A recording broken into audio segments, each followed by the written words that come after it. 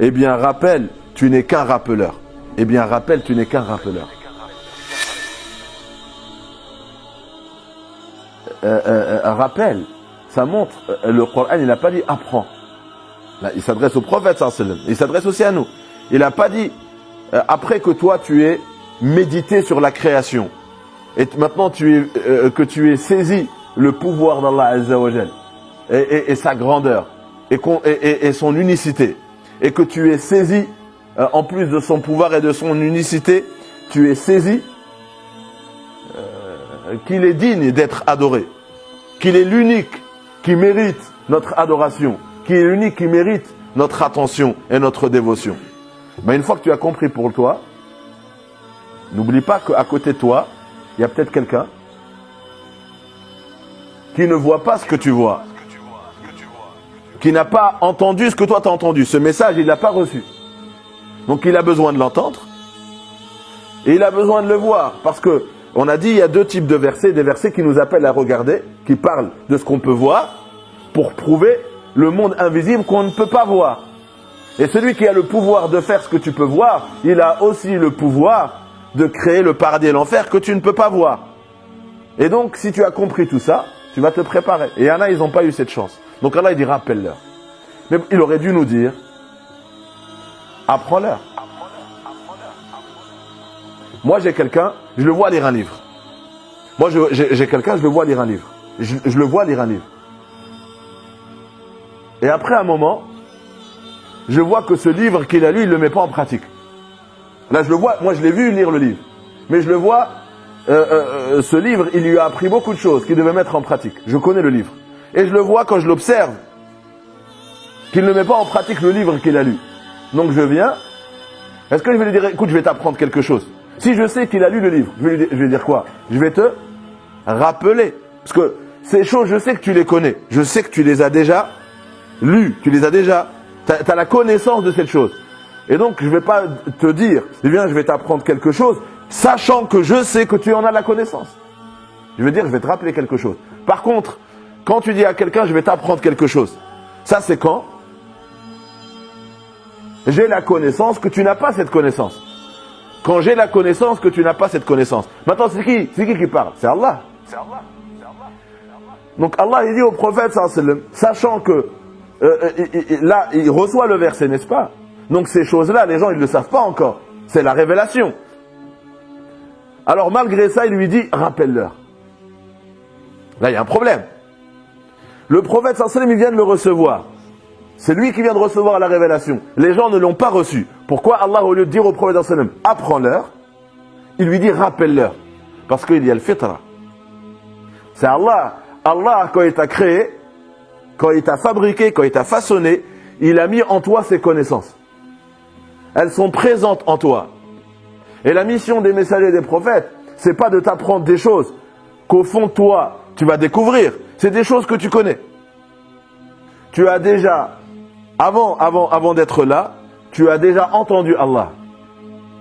Tu as déjà été en sa présence. Tu le connais déjà.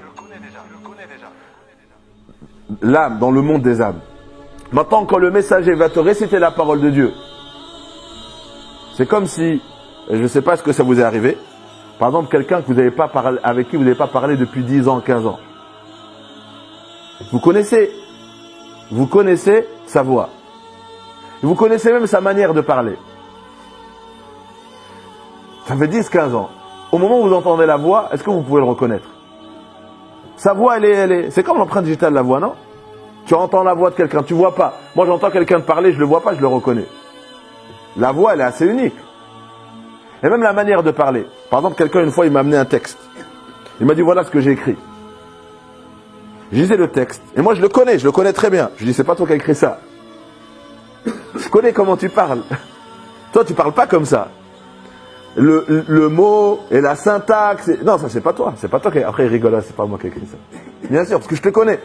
Je sais comment tu parles. Le jour où je vais lire un livre, c'est pas toi. Tu peux pas écrire comme ça. C'est comme quelqu'un qui maîtrise pas le français et tout d'un coup, il y a un livre à lui qui est en vente. Et ils mettent son nom dessus. C'est lui qui a écrit ce livre. Et toi, quand tu le regardes à la télé, tu dis, je n'aime pas faire une phrase avec un sujet et un verbe. Et il a écrit un livre comme ça. C'est pas lui qui l'a écrit.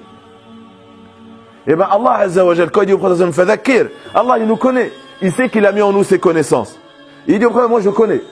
Tout ce que tu vas leur dire, ils le savent. Au fond d'eux, ils le savent.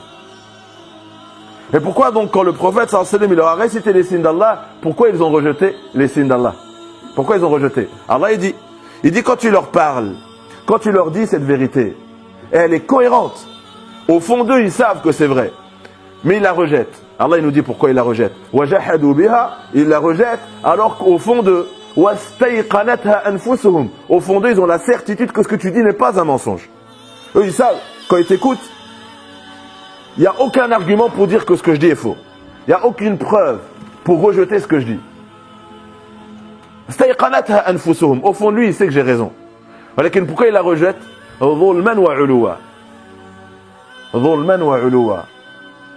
C'est injuste, c'est par injustice. C'est injuste. Ça veut dire ce qui est juste, c'est d'être d'accord avec moi.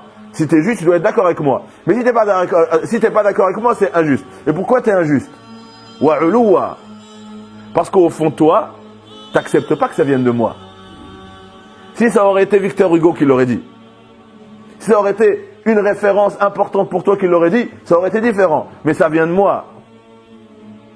Donc les Arabes, ils disaient ça du prophète sallallahu alayhi wa sallam. Ils disaient pourquoi Allah il n'a pas fait descendre sur quelqu'un de riche? Parce qu'il y avait déjà des gens qui avaient le pouvoir, qui avaient la richesse. لولا نزل هذا القرآن على رجل من القريتين عظيم. Pourquoi Allah il n'a pas choisi quelqu'un de عظيم, quelqu'un qui est d'un grand statut? Pourquoi il a choisi cet orphelin illettré? Les Bani Israël, ils ont dit pourquoi c'est un arabe qui parle? Parce qu'ils se sentaient supérieurs aux arabes. Maintenant c'est un arabe qui va nous dire la vérité, un arabe qu'on doit écouter. Et aujourd'hui on a ce même problème aujourd'hui. Ça veut dire que si c'est toi qui dis, avant même que tu parles, de toute façon il dit n'importe quoi, de toute façon c'est des bêtes, c'est des faibles d'esprit. Pourquoi il te juge comme ça? Par rapport à ton rang social. Est-ce que le rang social joue dans le da'wa? Il joue dans le da'wa. Deux choses, non, la même chose dite par deux personnes, est-ce qu'elle a le même poids? Si c'est quelqu'un qui vient d'un pays du tiers-monde d'origine, c'est un immigré qui parle, est-ce que dans la société, ce qu'il va dire a le même poids que quelqu'un qui est fils d'un tel? C'est le fils d'un tel. Même s'il dit n'importe quoi, c'est important ce qu'il dit. Et lui, même si c'est important ce qu'il dit, bah c'est n'importe quoi. Et ce problème, il y était même dans l'époque du prophète, sallallahu alayhi wa sallam. Le rang social, il jouait un rôle. Il disait quoi? Même avant l'islam. Ma naraka illa taba'aka. Non. Aradhiruna badi ar-ra'i. Et qui te suit? C'est qui te suit? C'est juste les plus faibles de la société, les faibles d'esprit. Aradhiruna, ça veut dire ceux qui n'ont pas un statut. Badi ar-ra'i, les faibles d'esprit. Nous on n'est pas des illettrés. Nous on est des riches. On n'a pas de leçon à avoir de vous. Donc le problème, c'est qui porte la vérité? Allah, c'est Allah qui a voulu ça. Allah il a voulu que cette vérité soit portée par qui? Par ceux qui étaient tout en bas. Et c'est ça le miracle de la foi. C'est que malgré ceux qui portent ce message, c'est les gens qui sont tout en bas. Est-ce que ce message, après, il est accepté par les gens qui sont tout en haut? Oui, encore aujourd'hui. Des personnes très importantes, des intellectuels, des scientifiques, des gens, ils acceptent ce message. Pourquoi? Parce qu'Allah il a voulu que ce miracle soit... elle n'est pas en train de se répandre par la puissance des puissants ou par la richesse des riches, juste par la vérité. La vérité, elle est puissante en elle-même. Dans sa nature, elle est puissante. Voilà pourquoi, quand tu vas leur parler, ils connaissent cette vérité. Donc, tu n'as rien à leur apprendre. Et c'est ça l'humilité. Quand Allah il dit rappel, Allah il nous apprend l'humilité. Je ne viens pas t'apprendre quelque chose, je viens juste te le rappeler. Quand il dit transmet, quelqu'un qui transmet quelque chose à quelqu'un, moi j'ai quelque chose, je te dis, on m'a demandé de te le transmettre. Est-ce que dans la transmission, il y a un qui est au-dessus de l'autre? Est-ce que quand il y a dans le rappel, il y a un des donneurs de leçons? Non. Et c'est ça, les termes ils sont importants sur l'émotion qu'Allah Azza wa Jalla veut nous donner. Il faut absolument pas, surtout quand il s'agit de da'wa, que ce soit avec tes enfants, que ce soit avec époux, épouse, entre amis, quand on parle de l'islam à des non-musulmans, à des gens qui n'ont peut-être pas la foi, Allah il dit fadhakkir. Juste tu lui rappelles une chose qui sait au fond de lui. Tu n'es pas un donneur de leçons, tu n'es pas mieux que lui. Tu n'es pas au-dessus de lui. Tous les êtres humains, on doit rester dans l'image que l'islam nous donne. On est égaux. C'est juste que moi, on m'a rappelé quelque chose, ça a ressuscité cette connaissance.